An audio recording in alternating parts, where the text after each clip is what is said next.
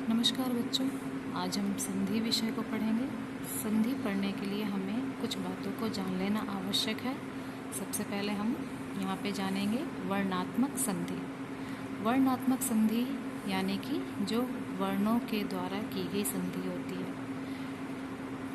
जैसे हमने छठी कक्षा में पढ़ा था, जिसमें हम स्वर और व्यंजन को जोड़ जोड़ करके एक नया शब्द बनाते थे, तो उसे हम कहेंगे वर्णात्मक संधि। तो यहाँ पे देखिए, मैंने ये मयूरा शब्द बना है। वो कैसे बना है? स्वर और व्यंजनों के प्रयोग से बना है। तो देखिए, म ये व्यंजन है, अ स्वर, या व्यंजन, उ स्वर, रा व्यंजन और आहा स्वर। तो जो व्यंजन वर्ण होते हैं उनमें हलंत लगता है और जो स्वर वर्ण होते हैं उसमें हलंत नहीं लगता है। ठीक है, तो व्यंजन और स्वर को मिला करके हम जो नया शब्द प्राप्त करते हैं वो संधि युक्त शब्द होता है। वर्णों के मिला करके बना हुआ शब्द होता है। तो इस तरीके से और भी उदाहरण यहाँ पे दिए हुए हैं, आप देख सकते हैं। नौका, ये इन वर्णों से मिलकर के बना हुआ है, व्यंजन स्वर व्यंजन स्वर। कंदुकम नपुंसकलिंग शब्द है, व्यंजन स्वर व्यंजन स्वर, व्यंजन स्वर व्यंजन स्वर व्यंजन। अब यहाँ पे ना के बाद कोई स्वर नहीं आया है, क्योंकि यहाँ पे न यहाँ पे सिंगल है, तो इसीलिए इसमें कोई स्वर नहीं था, इसलिए यहाँ पे भी ना के बाद कोई स्वर नहीं आया है। ठीक है बच्चों, तो ये थे वर्णात्मक संधि, जो जिसमें हम वर्णों को अलग अलग करते हैं।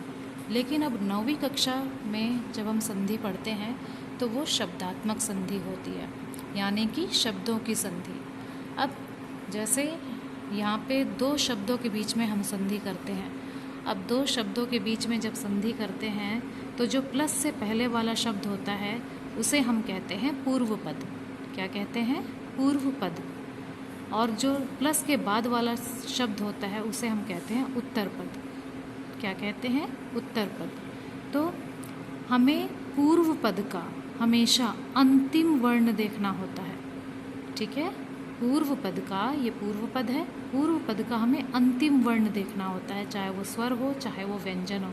जो भी अंतिम वर्ण होता है हमें उसको देखना होता है। और उत्तर पद में इसी तरीके से हमें पहला वर्ण देखना होता है, सबसे पहला वर्ण, चाहे वो स्वर हो या व्यंजन हो। ठीक है, तो जो हम संधि करते हैं वो पूर्व पद के अंतिम वर्ण और उत्तर पद के प्रथम वर्ण के बीच में हम संधि करते हैं।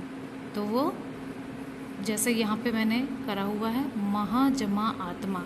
तो महा का जो अंतिम स्वर है, यहाँ पे अंतिम स्वर आ है, और उत्तर पद का जो पहला वर्ण है वो भी आ है। तो यहाँ पे मैंने अलग कर दिया इसको, महा।